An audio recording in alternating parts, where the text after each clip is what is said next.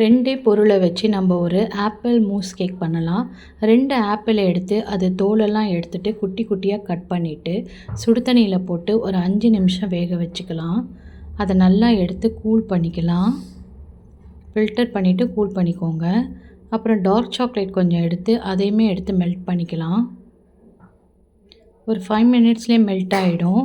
தீய வைக்கக்கூடாது, கொஞ்சம் பொறுமையாக மெல்ட் பண்ணுங்கள். இப்போ இதையும் கூல் பண்ணிவிட்டு இந்த டார்க் சாக்லேட்டையும் ஆப்பிளையும் மிக்சியில் போட்டு நல்லா ஃபைனாக அரைச்சிக்கணும். நல்லா ஆறிட்ட பிறகு தான் அரைக்கணும். அப்புறம் ஒரு பாத்திரத்தில் எண்ணெய் தடவிட்டு இந்த அரைச்சதை நம்ம ஊற்றிடணும். ஊற்றிட்டு ஃப்ரீசரில் வந்து ஒரு 6 to 5 hours வச்சு நம்ம எடுத்தோன்னா சூப்பரான ஆப்பிள் மூஸ் கேக் ரெடி ஆகிடும். இதை நீங்கள் வந்து ஆப்பிளில் தான் பண்ணியிருக்கீங்கன்னு தெரியவே தெரியாது. அவ்வளோ சூப்பராக இருக்கும். ட்ரை பண்ணி பாருங்கள். இந்த நியூ இயருக்கு, இந்த கிறிஸ்மஸ்க்கு ஒரு செம்மையான டெசர்ட் இது.